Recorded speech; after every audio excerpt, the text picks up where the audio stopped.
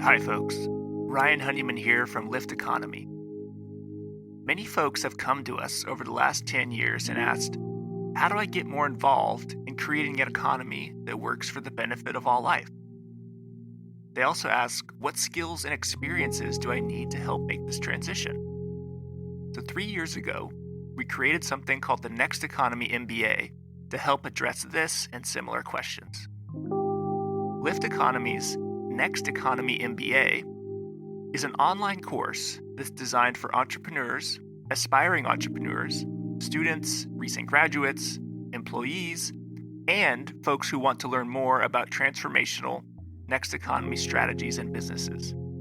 Join the growing alumni network of nearly 250 alumni who've gone through this program and learned essential skills and hopefully built lifelong relationships for catalyzing businesses in the emergent and regenerative economy.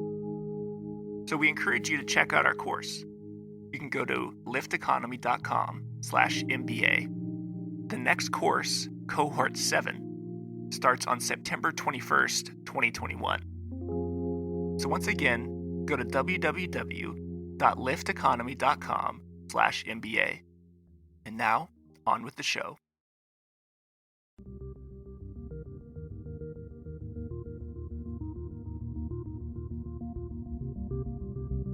Welcome to Next Economy Now. The goal of this podcast series is to highlight the leaders who are taking a regenerative, bioregional, equitable, democratic, racially just, and whole systems approach to creating the new economy.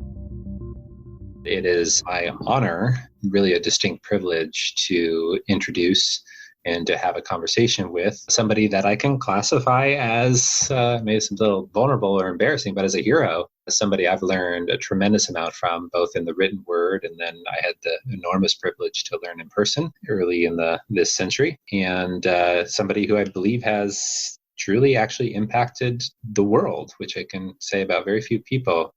So without any further ado, I'd like to introduce David Holmgren. Pleased to be on the Next Economy. Thanks, David. I think when people typically introduce you, they probably introduce you as the co-originator of the permaculture concept. And, Yep. and when I think about the Next Economy Now audience, it's maybe there's some of us who are not yet aware of what permaculture is. And though I'm sure you've addressed this 1,000 times, I'm wondering if you would do us the favor of introducing permaculture in your own words. Permaculture is, in essence, a design system for both sustainable living and land use. So it's concerned with both the consumption side of the equation, how we behave, how we organise ourselves in our living arrangements, our economic arrangements, and also the production side of where actually humanity gets its basic material energetic needs, which is from essentially a working relationship with nature. Whether that is a dysfunctional relationship or not, that's where wealth, that's where what we need comes from. And in a lot of ways, it's about bringing those two sides of that separate realities back together again.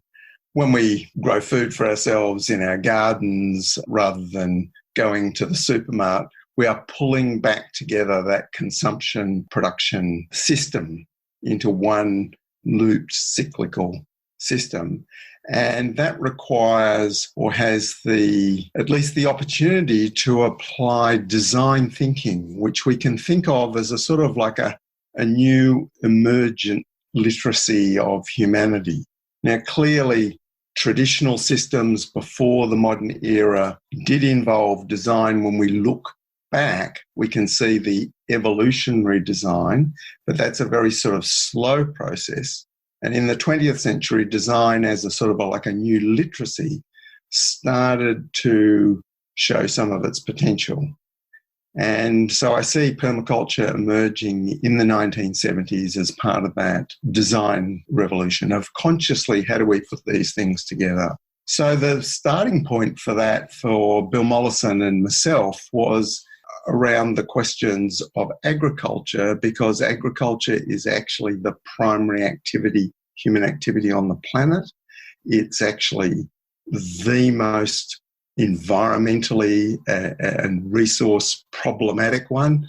relatively recent recognition of that in the, the greenhouse metrics of carbon emissions, that agriculture is still this big thing, and especially when you look at it as the whole food supply chain. So a lot of people would associate permaculture, of course, as some sort of cool form of organic gardening, because permaculture has brought together a lot of techniques from a spectrum of sources, from traditional and indigenous ways of doing things to innovative ideas in the 20th century, that we'd associate with organic agriculture and gardening, but also then spreading out in related areas of intentional communities, designed communities.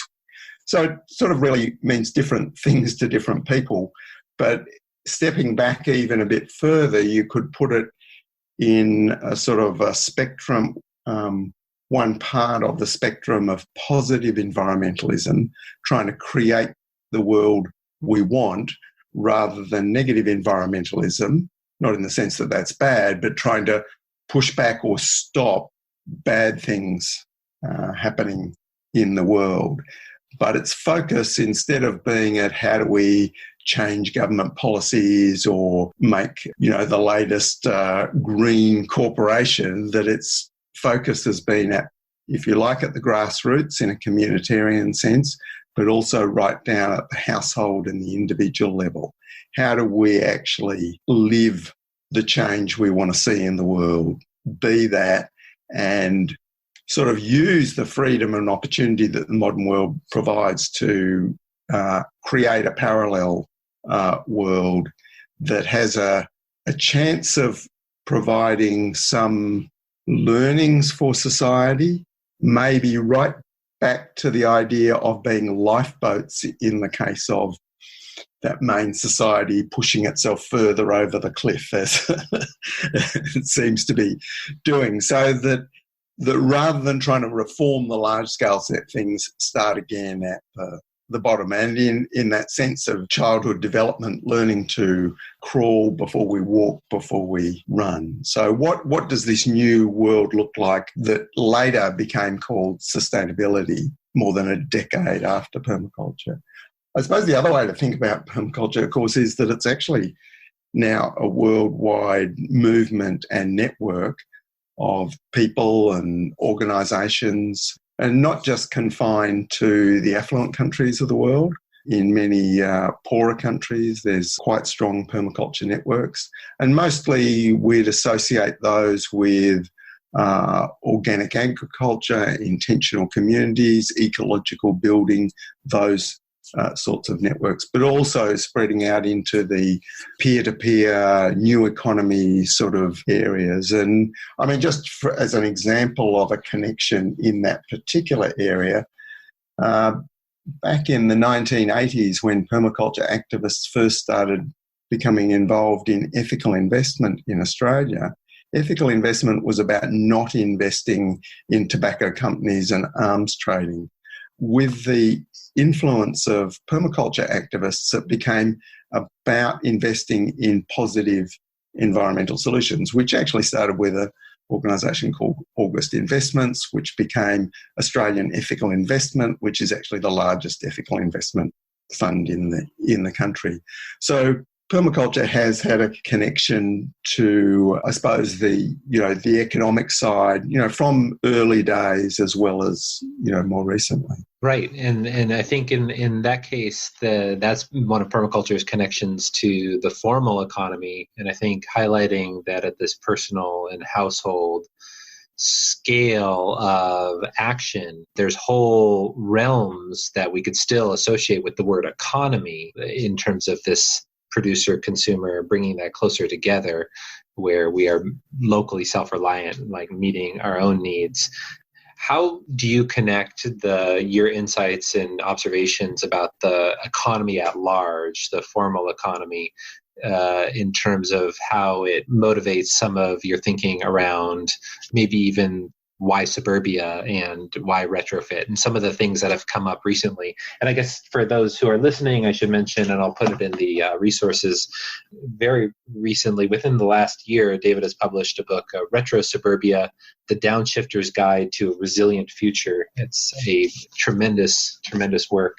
I'll let you kind of describe a little bit about that connection, maybe. Yeah, well, I suppose RetroSuburbia is really coming out of a lineage of nearly 20 years' work that in the late 90s, teaching on permaculture design courses and thinking about the framing of the future that permaculture was based on in the 70s, the evidence of the limits to growth, the idea that complex industrial civilization was not going to keep growing at 2% per annum, just didn't comply with the laws of physics or, the possibilities of mathematical exponential growth, and understanding what are the different ways in which that could come to an end. And so that led to, as we approached the millennium and there was evidence that we're approaching both the climate crisis and the resources crisis through the agency of peak oil, primarily limits to the energies that had actually sustained society and the adverse consequences of those energies, primarily in the form of climate change, but species extinction and a myriad of other consequences, a lot of them relating to agriculture, of course. That those limits meant it was really important to think about what sort of economic systems could actually make that transition and whether that transition would be in an ordered, planned way or more chaotic ways. And of course, because we've moved on so much from the 1970s, 1972, when the Limits to Growth report came out, we've mostly gone radically in the wrong direction. And so all of those problems that were very clear back then that were going to emerge very strongly, according to the modelling in the mid-21st century, are actually sort of, we're in them already.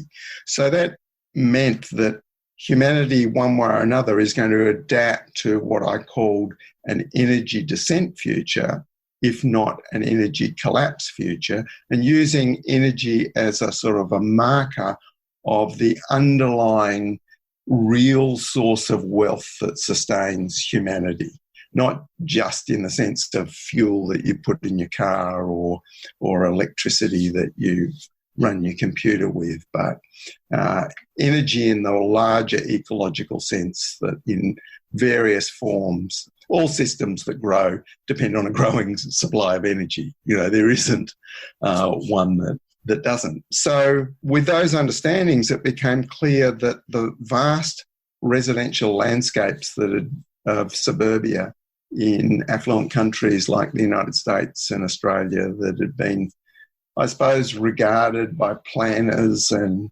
environmentalists for decades as the lost landscapes, the dysfunctional landscapes, the ones dependent on commuting and that were dormitory suburbs and all of these negative things. They're all true, that these landscapes actually had huge potential for incremental retrofit and re-ruralisation for energy descent futures where we would have to be more locally self-reliant. So that was sort of like that larger framing that was always there at the beginnings of permaculture, but became a stronger part of my work. But it got sidelined a little as I focused on the future scenarios side of that equation.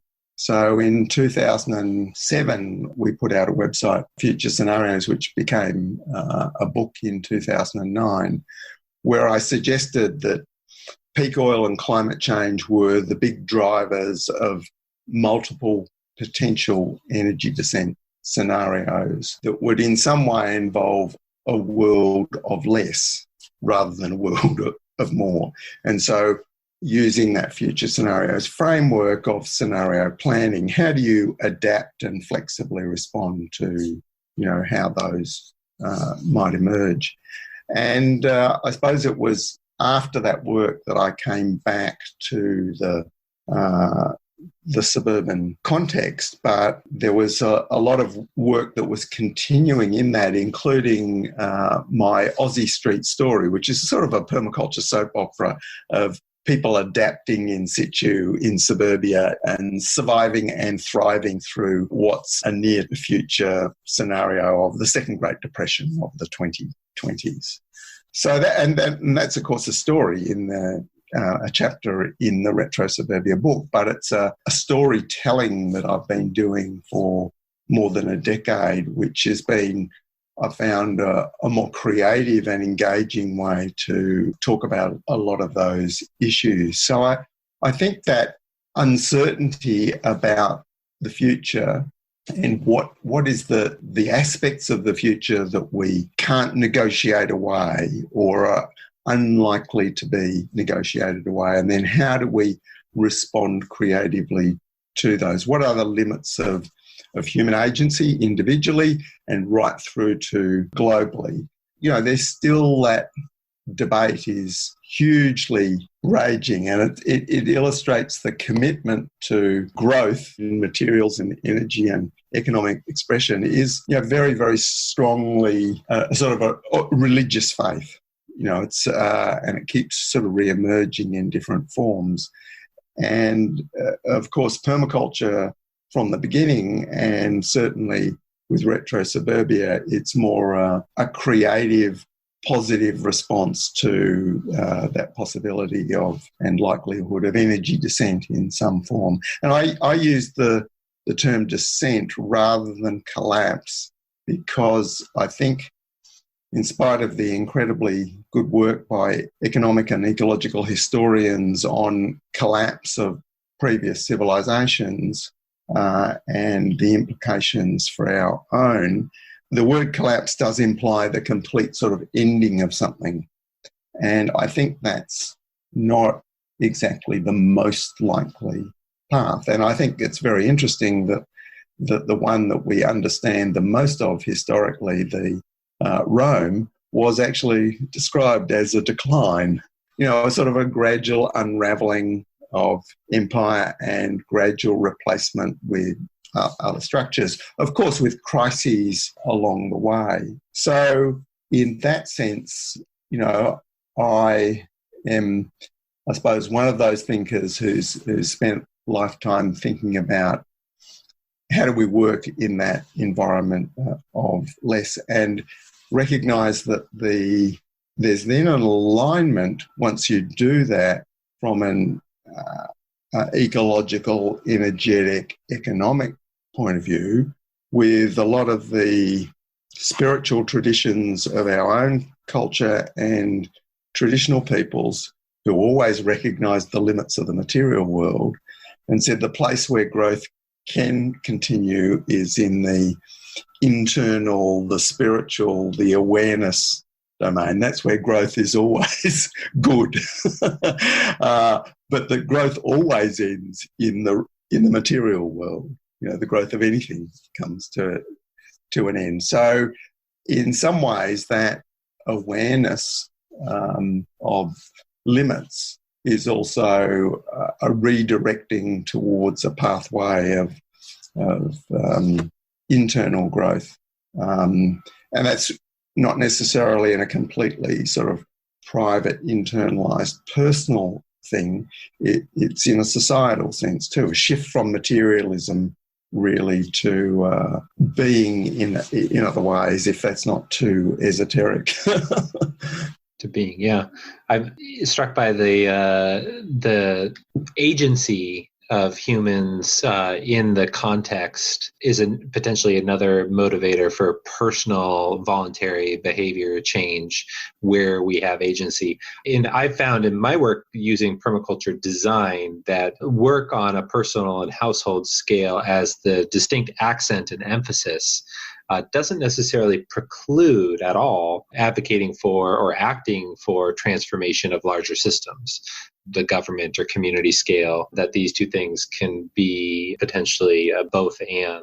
You mentioned permaculture's connection to the world of formal economy, ethical investing. It's just an example, maybe not transformative, but certainly from a harm reduction perspective of the enormity of the power of the economy to shape the harms in this world. Yeah, well, the important thing of modelling, if we are talking about radical structural change rather than just reform of these slight, collateral damage created by industrial civilization and its main sort of mechanism of organisation through capitalism, then to do that in saying we are going to restructure this from the top is a recipe for disaster, because we're talking about actually how something organically grows, and it's got to grow from simple examples, because in nature and human systems, any complex system that works evolved from simple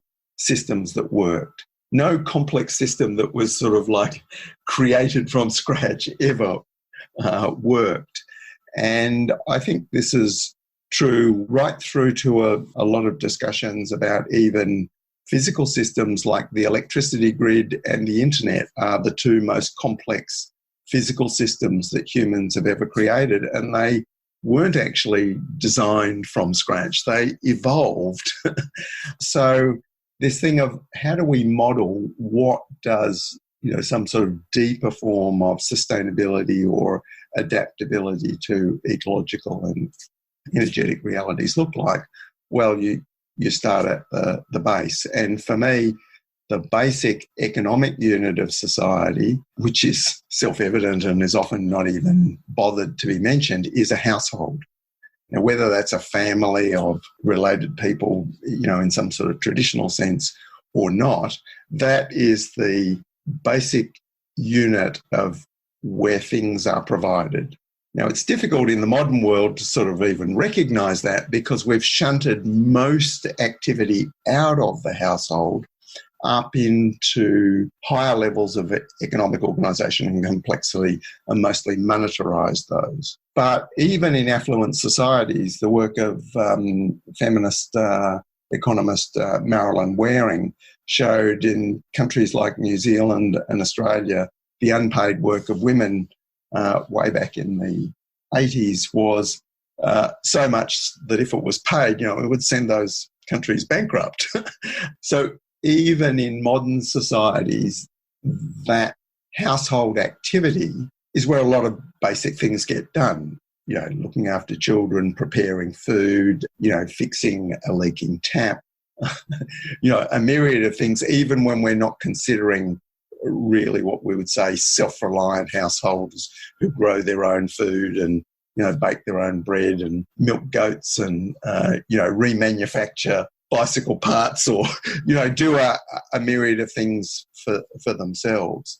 So I've been suggesting in my presentation of the RetroSuburbia ideas, and it's a sort of a challenge out to economic researchers, the idea that my guess is that 50% of the growth in GDP in my lifetime, over 60 years or so, has been completely fake. So not in the sense that legal litigation or car accidents contribute to GDP, bads and disservices, but in the sense that those activities were already happening. They just weren't monetarised. So, for example, when someone stopped making their lunch at home and bought it at work, no more lunches were created. It's just that the activity became monetarised. It moved out of the household economy and into the monetary economy. Okay, we can look at the lunch that was being made in the household economy, and in most places in the modern world it was made from bought ingredients. But at least the service component of making the lunch was not part of the monetary economy. But it was still there as a value to those individual people and to society. So if we've done that move, and that a lot of what we call economic growth that's all it is, then if it's more environmentally efficient socially beneficial and creates greater economic autonomy for people to move some of that activity back into the household and community non-monetary economies of exchange. Certainly more resilient. Yeah. We can do that and call it economic growth, which makes me pro-growth. That's a spin I haven't heard yet. I haven't heard that turn on it. Yeah. Yeah. So, I think so many of the economic arguments just really, really need to be broken down and seen in through a completely different lens. And this is, I suppose, the core idea that should be really simple, but I think is often ignored, that the household is an economic system, but our households are weaker, more fragile, and ironically, too small to be very self-reliant on average. Yeah. Too few people living together. And that then leads to, I think, two responses without even being aware of that sort of, having been sucked dry and everything shunted into the monetary economy. Who benefited from that? And of course there's huge challenges in this, because one of the biggest ways in which that happened was women moving from the household economy into the workforce.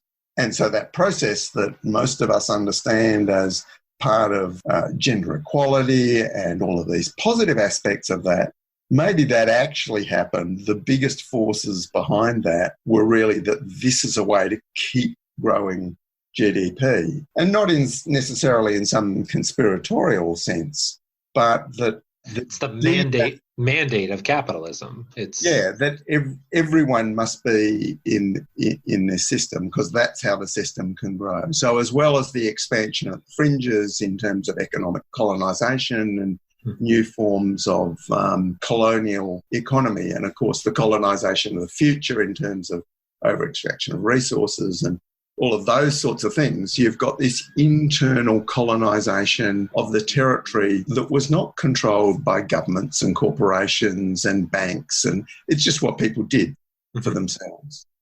And so that didn't require a sort of a monetary measure. So in most societies before very recently, a vast amount of what we would call economic activity was at the household level.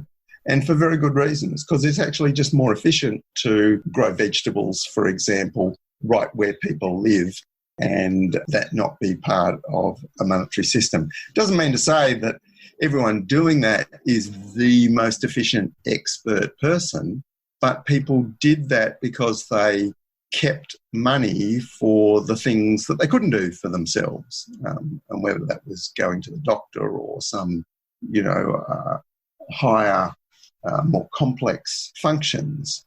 And what we know through economic history in the modern world is whenever there's a downturn in the monetary economy, we get a resurgence in these household and community non-monetary economies. And we get it whether people like it or not. It happens. Yeah. And so a lot of what RetroSuburbia and even larger permaculture is about doing that well. How can we do that well? Because it's going to be done anyway, and it gives this enormous capacity for both resilience to uncertain shocks in systems, but it also gives a degree of political autonomy that is incredibly lacking today. And a lot of people advocating for radical political change don't seem to understand that most people in the modern world are virtually dependent almost on the air they breathe on a system that has power over them. So some degree of household and community autonomy, self-organising autonomy, is also one of the foundations of any sort of, political equity. And, so those, connect over into, these very large issues. But of course, RetroSuburbia as a book is not about that. It's about the patterns of that actually work for people doing these things, because my intention with the book was to help enable people doing these things rather than write the book about the theory and the framework and all those sorts of things. And it's very comprehensive. Let's pause for a moment on RetroSuburbia, because it's not, I mean, there's a preamble that does give the general framing, and you admittedly don't go to the layer of detail that some permaculture literature goes to, like specifying certain vegetation selection, even though there's great recommendations for the climate zones identified. But it's really the pattern level. It's this design level for this intentional retrofit, making it possible to be less haphazard as we kind of voluntarily develop these resilient households and connected resilient households into resilient neighborhoods. So, I mean, as much as I'd love to query you about babacos and, some of our favorite fruits and vegetables and so forth, it's not necessarily that layer of detail. Though if there's a reader out there that wanted that layer of detail, there is enough there to satisfy. Especially I found the soil and soil toxicity stuff very additive to my existing understanding and experience, as an example. Yeah. We certainly went into, within the three fields that the book covers, in some ways it's several commentators have said it's really three books, the built environment, the biological and the behavioural. And, the behavioural is actually the biggest section, but the one that people would most strongly associate with permaculture is the biological food production systems. And we see food production as certainly the core of what is possible in the suburban scale household economies. In higher density cities, city environments, then yes, there's still a role for the household economy. It's smaller than at the suburban level, which you could say is smaller than at the rural level. But there's sort of a different proportionate focus in those three fields of action. And growing food is certainly one of the powerful ways in which households can become more self-reliant, provide for more of their own needs. And it's also the place where the household becomes an incubator for potential future generation monetary economic activity. So the child who starts with a passion for, raising seedlings or whatever, and gets into producing something and then is developing a small, backyard enterprise, that the way in which the household economy is literally this nursery for future monetary activity, rather than the idea that monetary activity starts from some sort of rational search just by investors and entrepreneurs as to what market needs. More the idea of economy coming from a passion thing of people who do something really well and discovering they can and want to do that for other people. So the diversity of a resilient household economies for children especially, seeing lots of different models and lots of different niches in which they can experiment. Yeah. And some of that is not copying actually the adults. It's actually finding the vacant niche, in the same way that our son in the workshop didn't copy me as a wood crafts person. By the time he was 15, became a much better welder than me, and became the metal worker. So finding that vacant niche. And the trouble is, in most modern households, it's a very, very simple, crude, fragile ecosystem, and there aren't many niches to sort of occupy. And the potential we see in suburbia is there's a sweet point between the space and resources for autonomy and self-provision that we associate with rural areas, combined with the critical mass of population and connectedness for interaction and exchange that we associate with cities. Mm-hmm. Mm-hmm. And so that potential, despite the dysfunction of the way it's been designed and lived in, is still there in suburbia to be exploited and developed in ways that don't require the whole of society to come to some agreement that this is necessary.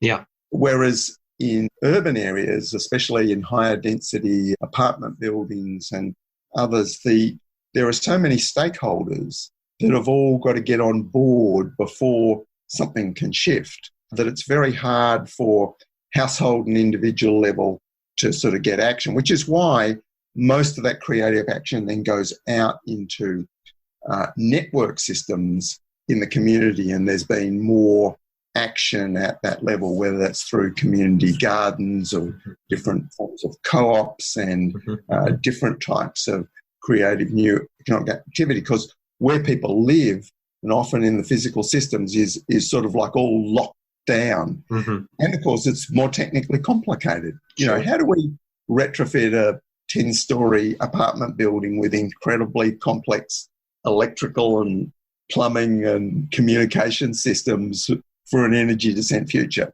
Yes, it can be done, but it's much more technically complicated than how do we retrofit a single-story building and grow food in a backyard. So that's why we see that sweet point in suburbia.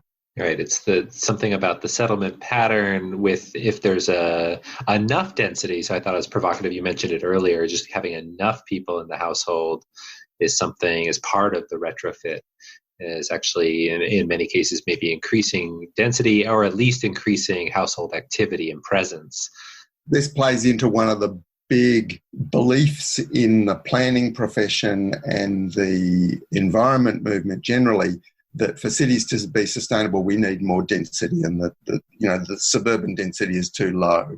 And that's been sort of an orthodoxy ever since I was at design school, where we came up with the permaculture idea in the 70s.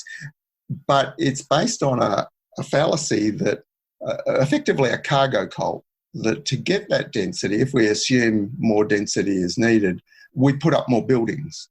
And we've done that, and what has actually happened is density of number of people per square kilometre has actually not changed. Right. That's the sprawl phenomenon. Yeah. Well, what's happened is that the number of people living in those houses... I see. Yeah, I see. So we've done infill. Yes, of course, suburbs have continued to sprawl at the fringe. We've infilled the existing suburbs, and we've put up towers at the centre. So we've done all of that. But actually, the number of people per square kilometre, short of real high-rise development, has, in a lot of places, not actually increased. We know that from data in the city where we're closest to, in Melbourne. So 30 years of infill development hasn't increased the average population density. So you would think there would be a questioning of maybe this infill development doesn't work. So what has actually gone on? Well, families are now smaller, households are now smaller, and all of that means there's fewer people with more floor area per person, full of stuff. But that's only a little bit of the equation, because the hours of occupancy is something that we can't sort of really get any data on. But what we know anecdotally and in experience is that people are spending less and less time at home, until fairly recently at least, and that activity has all moved off into the public space, into the commercial world. Yeah. So whether it's at the restaurant or the dog shampoo service or the gymnasium or at work or school, or everything is out there, which makes us experience cities as being crowded. Right. So there's this existential angst about like cities being packed with people, but they're actually not. Most of the buildings are empty at any one time. Right. And of course, this is how P growth has been constantly expanded. So as well as building the houses, extra floor area per person, we've also built all of this other stuff, so there's as well as the toilet you use at home, there's the toilet in the gymnasium and the restaurant and all of these other things in the commercial economy. So far greater growth. So what that really means is that the effective density in terms of hours of occupation is a tiny fraction. Yeah. So I did a little bit of an experiment on this, modelling our own occupation of our self-reliant, almost suburban scale homestead here at Meliadora over the last 30 years, and doing it with a spreadsheet and looking at hours of occupancy and the people who work in the office and the volunteers who come here and all the different bits and pieces, and then comparing it to a typical suburban household with a couple both working full-time and 3 kids going to school and what, the different holidays and activities. And I was a bit surprised that we were only at about double the household occupancy. So that meant that our house of 30 years old was actually 60 years old in terms of its use, which is interesting in itself, this use of buildings, how much buildings are being actively used, or whether they're just sitting there as an asset, which in theory is just rising in value. Because, of course, without that rise in value, that imaginary rise in value, it's the use value of something which is important economically. But it was interesting when I modelled the kitchen, where we make all our own bread and bake cakes for people who come on tours and provide food for people who work and do all our own bottling and processing.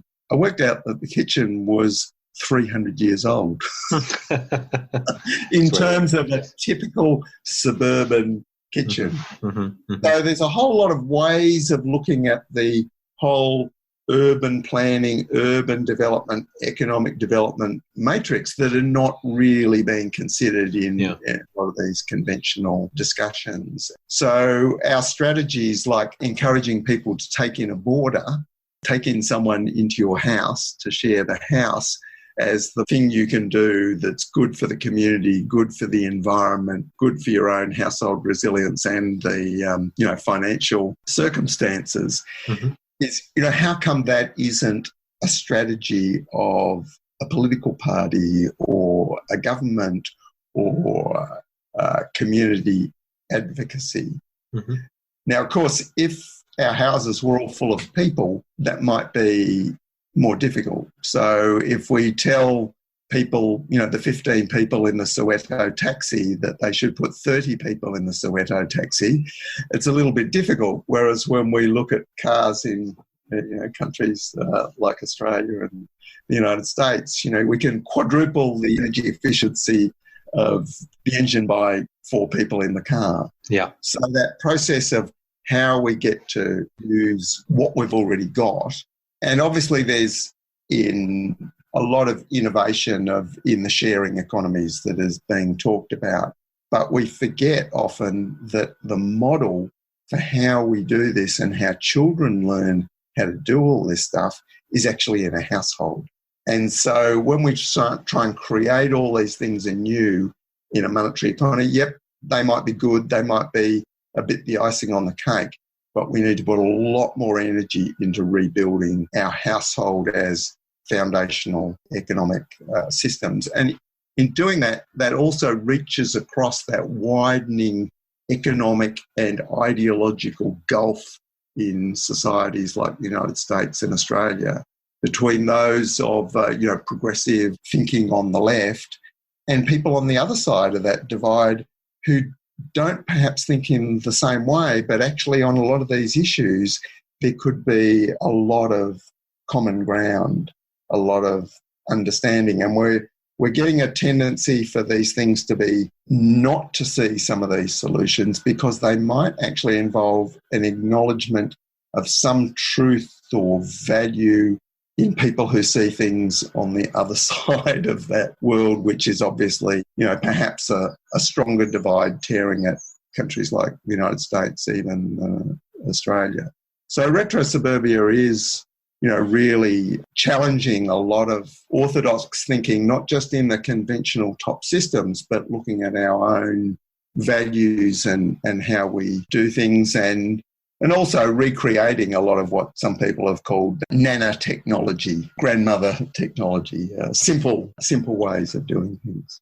again, the theme, what some of these themes here are patterns, this, capitalism with its mandates for increasing monetization and monetary transactions as its measure of success or even sustenance seeps in and erodes the diversity of expressions and even vocational calling for people to explore what they're most interested in. And we find some of these themes of the behavior field, like you mentioned, is the largest part of the book, which can apply that's almost independent a bit of there's pieces of it that are in the sweet spot in the suburban context, but the behavioral field, I've always seen it as something that's applicable, whether it's in an urban density or even in a rural kind of setting. Exactly. Yeah.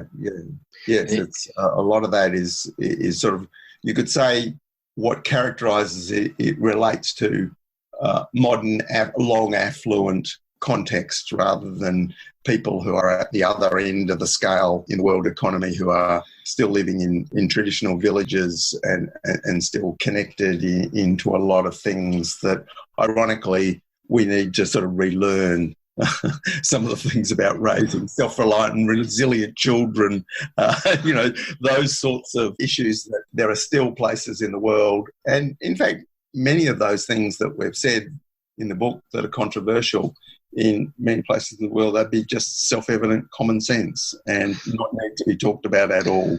Actually, I was going to ask about that. Just when you think about the third ethic, of permaculture, for those who are listening, that permaculture has an explicit set of ethics, which is one of the distinctions as a design system from some of the other design systems with their own rhetoric.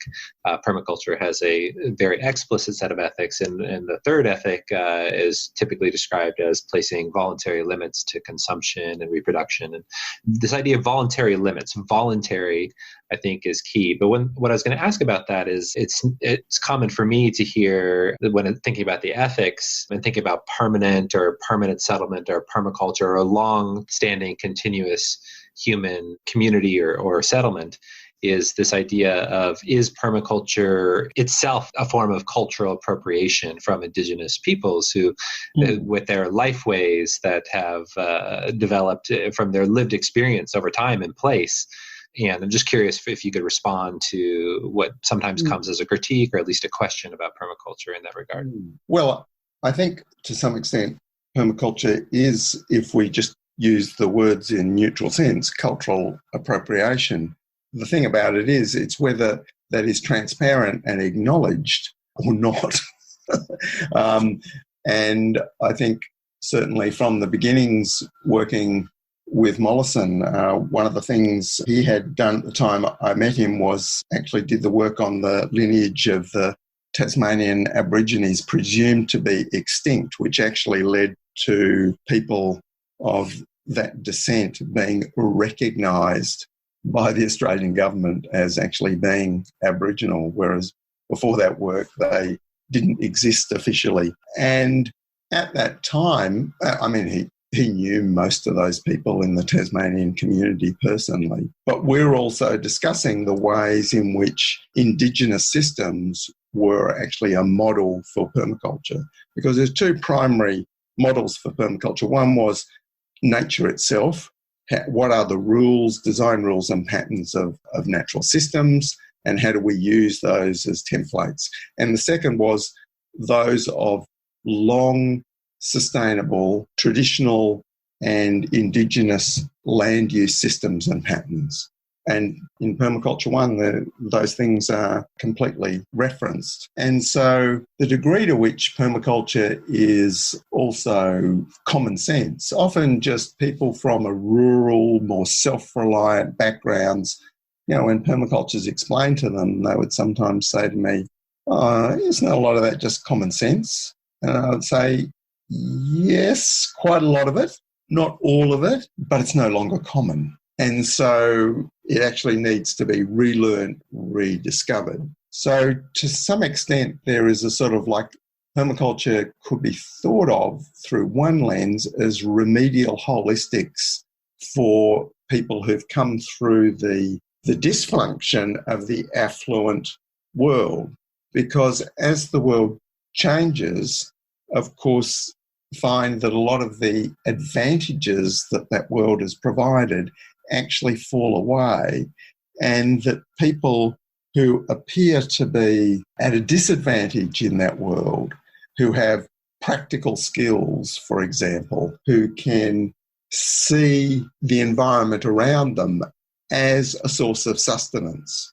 So, of course, this is, for some people in the modern world, they look to Indigenous people in the most remote parts of the world saying, oh, yes, they have that esoteric almost knowledge of seeing the world around them as a source of sustenance.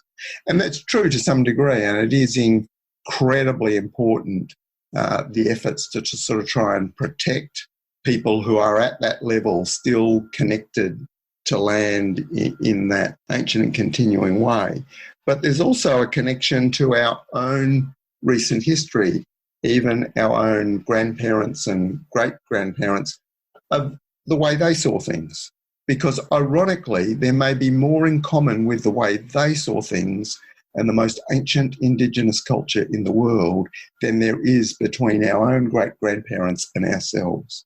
The modern world has just so fractured those things. So what some people would critique as, oh, that's appropriating sort of deep sort of ancestral cultural knowledge.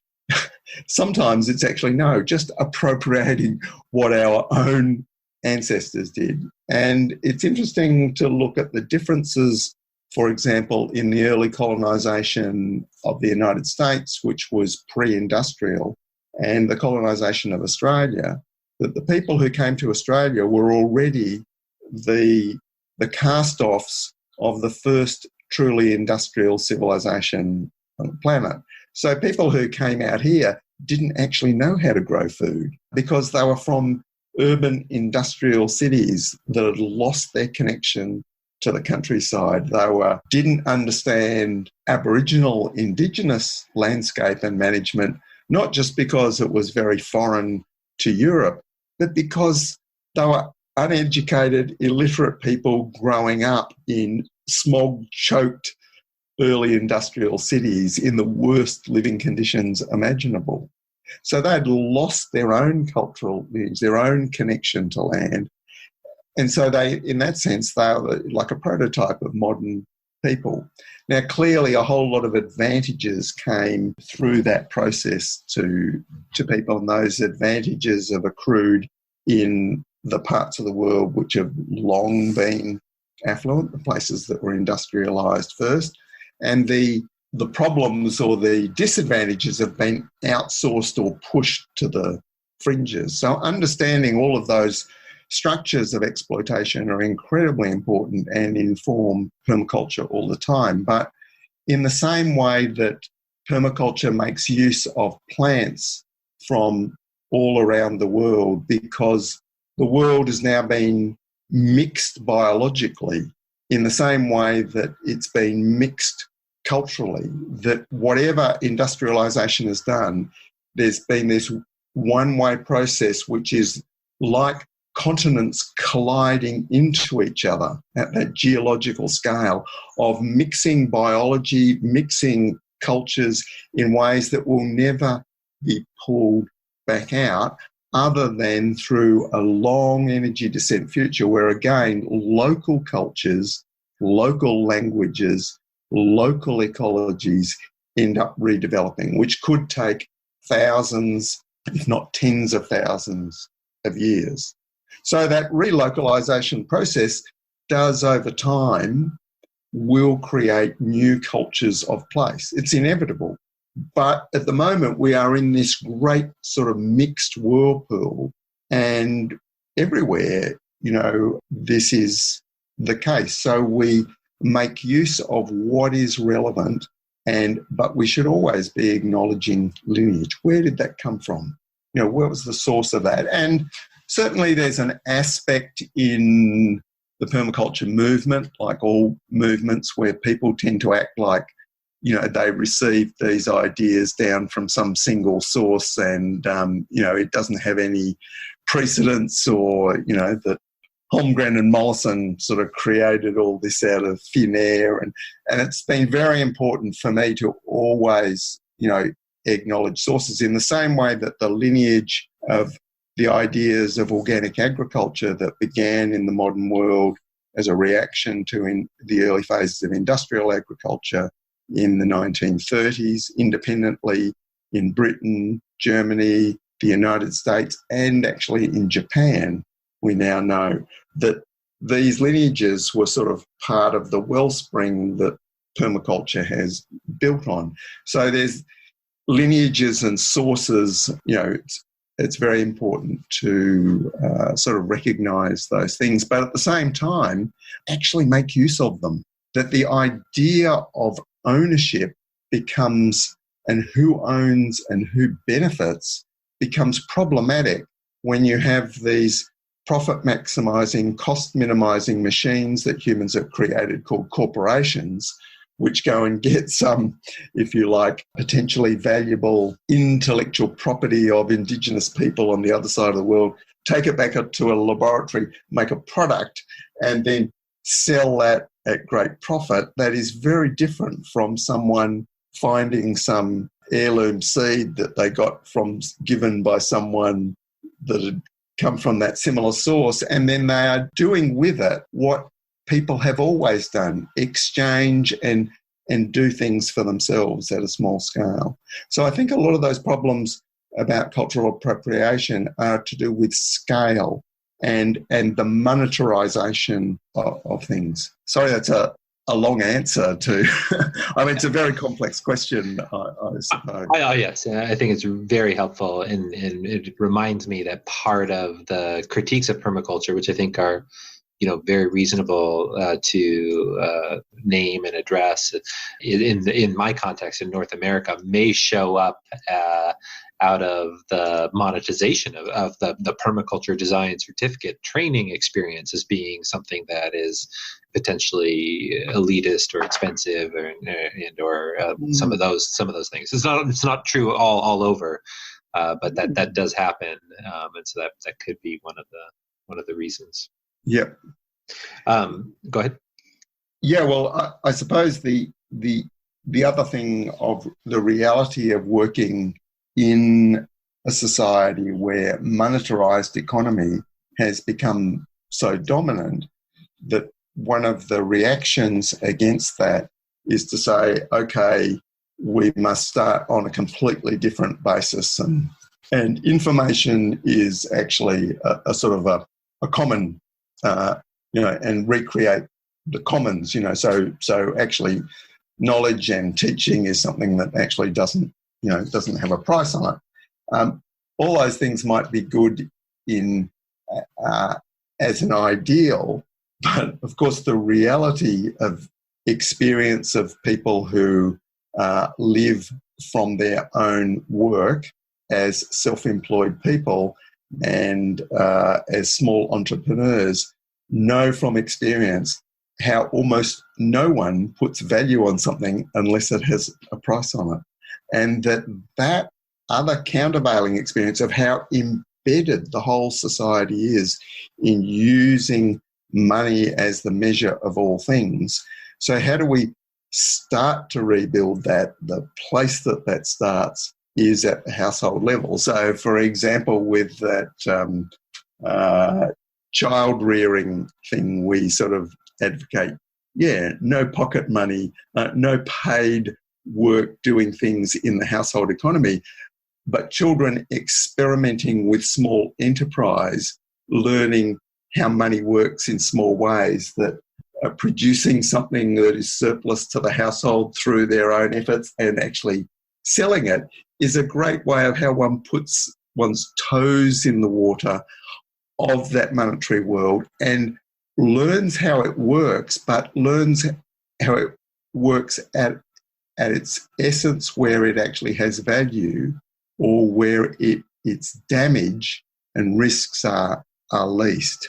So trying to sort of then separate that money is something outside of the household, inside of the household we will work in another way. And I think we need to be working at lots of different levels, but certainly over the decades, we've seen a lot of people, of course, come from very radical ideas and idealistic ideas saying we're going to sort of reset everything. We're going to start at a ground zero and redesign all relationships, and everyone is equal. And I suppose with our experience of that over the decades is that it's just as important as those ideas is to acknowledge differences of power, differences of capacity. And our unwillingness to do that is part of the problem as much as those imbalances of power. So we see that as very core in this idea of people taking people into their houses. We think that at least middle-class Australians don't do this, even though it's to their economic advantage to do so, and social advantage and all sorts of advantages. People say, oh, well, my privacy is really important to me. But I think there's also aspects of an unwillingness to come face to face with differences in power. So, because certainly in Australian society, we like to think of ourselves as all equal. Of course, we're not. And when you have someone sharing your house and you are the owner of the house, well, you develop some sort of degree of intimacy in that relationship. And if that relationship, for you, for whatever reason, doesn't work out and you need to say, oh, look, at the end of your tenancy, I'd like you to leave, that is incredibly distasteful to middle-class perceptions that we're all equal, because then you are coming face to face with that you have power that this other person doesn't. And I think that stepping stone of coming to recognise power and own that is actually a critical step in evolution beyond whatever dysfunctions there are in that. And it's the denial of those sorts of things, in the same way denying that it's actually fossil fuels that have created all this wealth around us, not how smart we are. To acknowledge that power that we've gained from all these things, rather than just saying, oh, those fossil fuels are bad. We now want all the same thing, but we want it to be clean and climate friendly. So a lot of permaculture is actually about getting back connected to our sources of sustenance, getting back to understand what is actually going on, deal with that reality in a small way that we can then sort of evolve from where we are, rather than denying where we are. And, there's definitely a role for the radical experiment. The biggest wind turbine of its time was built at the Tvind community in Denmark in the 1970s with gender-balanced work teams chanting slogans from Mao's Little Red Book. And it was actually bigger and more successful turbine than anything that NASA had built as a research turbine, and was actually one of the points that led to Denmark actually becoming the centre of the explosion of the wind industry. I mean, there were a whole lot of other factors also that led to little Denmark being that centre. But so I'm definitely in favour of people, of radical experimentation, but it's also really important to work the other way of saying, where are we? How do we actually face that, audit that, and then say, okay, how do we tweak and move from that, rather than denying where we are? So moving from denial to with recognizing, acknowledging privilege and power, and then from that point developing the patterns that could then aggregate to be transformative to society. So the place for that is who permaculture advocates for is really at a personal and household scale. But if we want to see a next economy or a transformation of the economy, it would be built from, it'll grow from these patterns of functional self-reliance.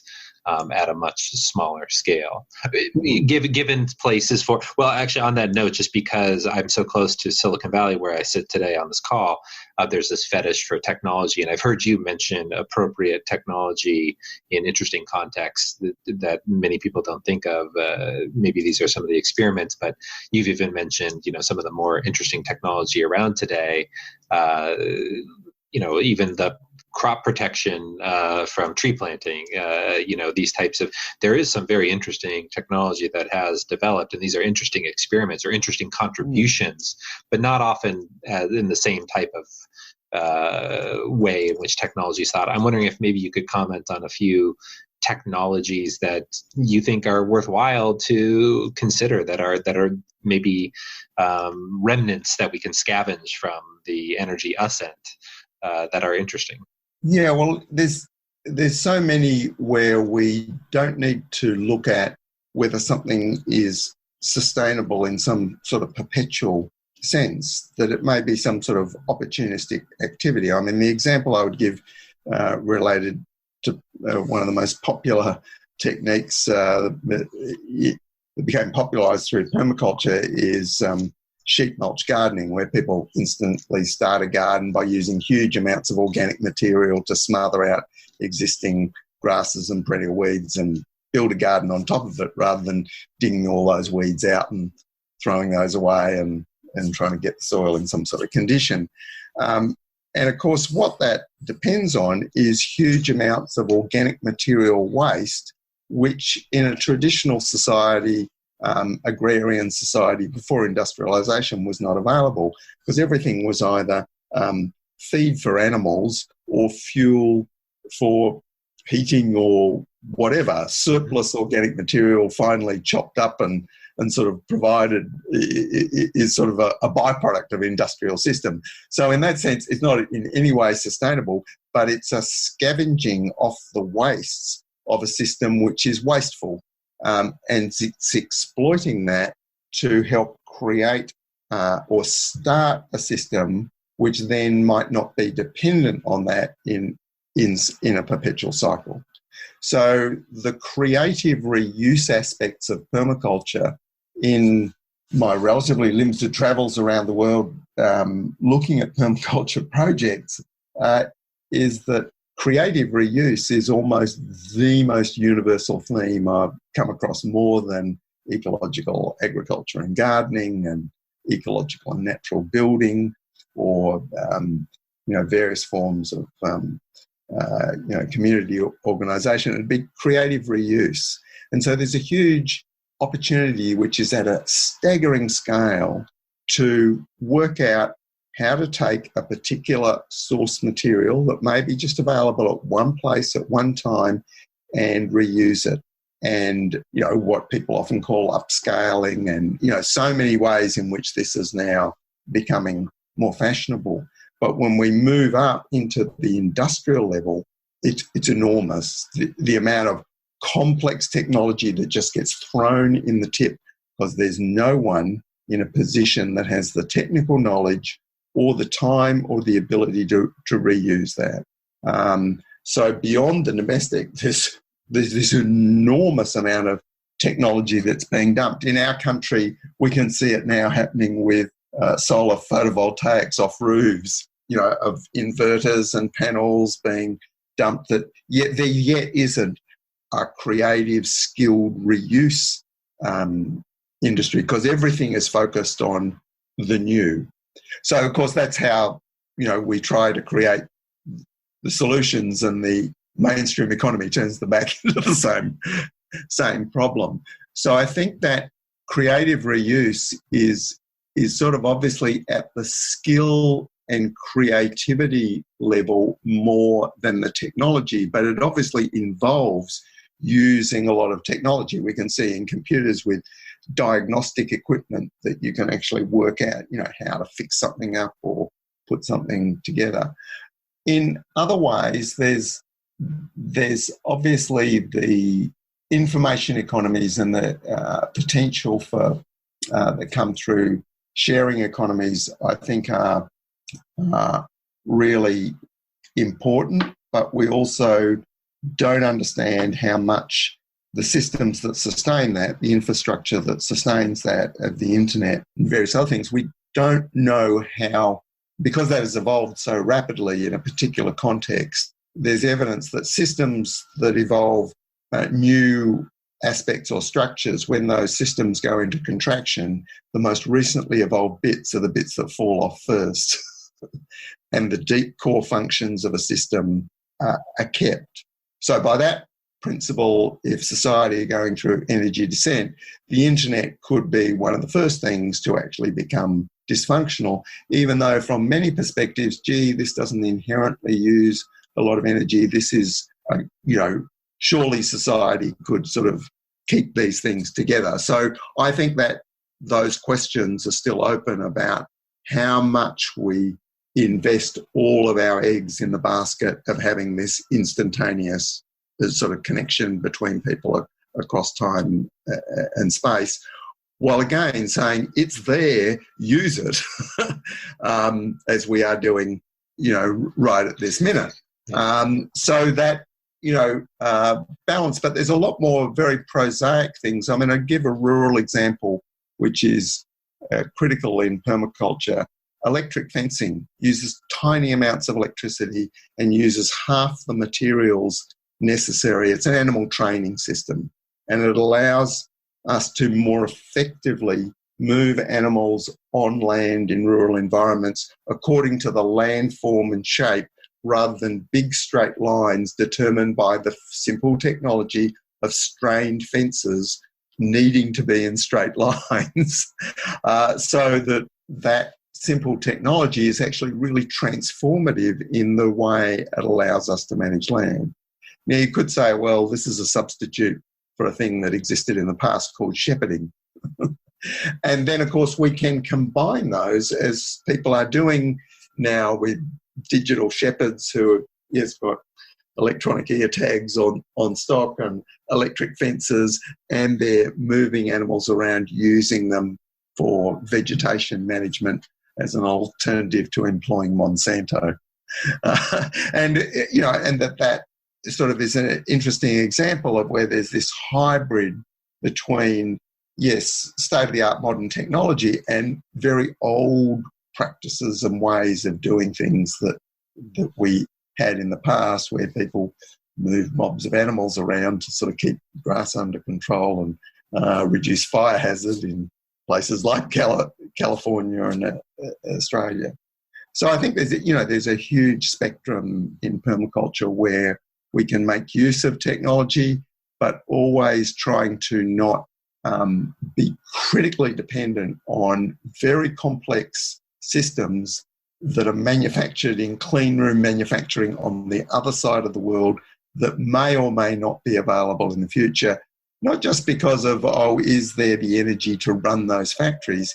Is there the international agreement to allow those ships to travel? And of course we're moving into a world already where those things may stop because of the breakdown in trust in the so-called benefits of globalization. So we lose those benefits of globalization at the same time that we will find there's opportunities to gain benefits from relocalization, in the same way that we can critique the destructive things about globalization at the same time that we are here benefiting from those things. So just recognizing those changes and how we move creatively with those changes, rather than believing we can define what will be sustainable, in perpetuity, which is partly, of course, what the title of my book, Principles and Pathways Beyond Sustainability, was to go beyond that idea that we can sustain what we have, but more we need to, move creatively with what's available, but be prepared to discard what no longer works when it no longer works. Well, I'm appreciative of the kind of pathway to a world beyond sustainability, a regenerative kind of human presence in all your work, which includes, for those listeners who are not aware of your books, Permaculture One, RetroSuburbia, Permaculture Principles and Pathways Beyond Sustainability, Future Scenarios, and an amazing collection of papers, which is one of my favorite resources that you've put into the world, which is available on your website, www.holmgren.com.au. Did I get it right? Yep, yeah, that's right. Yeah, and we're working at the moment on a facsimile ebook edition of Permaculture One. Again, it will be available because it's a rare book these days, and there's a third edition of the collected writings. The collected writings. Great. Yeah, which will draw together a lot of those papers and essays since the second edition was done. And RetroSuburbia, we are working on the ebook version because it is a great tome, and I'm sure some people would be interested in having it in that form. So we're doing all those things. And of course, the way we do those things, we try and model what we're on about. The RetroSuburbia book was printed in Australia, a rare thing these days, instead of printing in China. And it was supported by crowdfunding. And of course, also our book distribution works in the United States in partnership with Permaculture Design Mag and our partners here, Richard Telford at Permaculture Principles, doing distribution, and our book is not available on Amazon. So we have broken the mould, even though almost everyone in the book trade, even the most progressive publishers, say, oh no, you can't do that. It's not possible to do it. So RetroSuburbia works through that direct distribution system and network that we've established. So although I've been talking about, obviously, the non-monetary economy, we are in our small ways try and model the same ideas in our efforts to get these ideas out there and provide livelihoods for people doing that work, which is, I think, an important part of the process as well. Thanks for modeling that. I'm curious if you have, for this interview, anything that I didn't ask or any thoughts that you might have that you think our listeners might benefit from or value, with parting thoughts, if you will? Well, I think clearly the larger changes happening in the world are sort of moving very, very fast.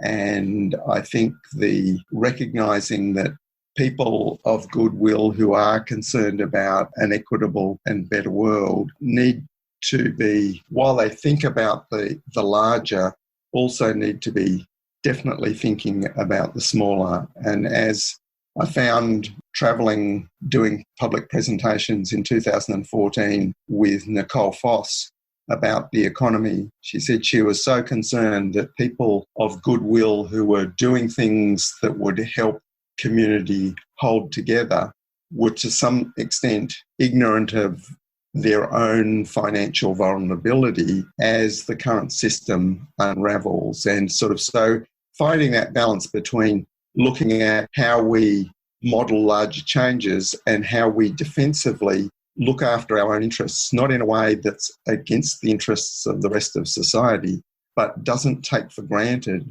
that the current systems that sustain us and the current sources of wealth, whether that's in people's houses or their superannuation, that any of those things will necessarily exist, and that there's no knowing how that unfolds, but I think it's very productive to assume that those things don't exist, act like they don't exist, and it's a much better space to be in rather than being unconsciously dependent on all of those things.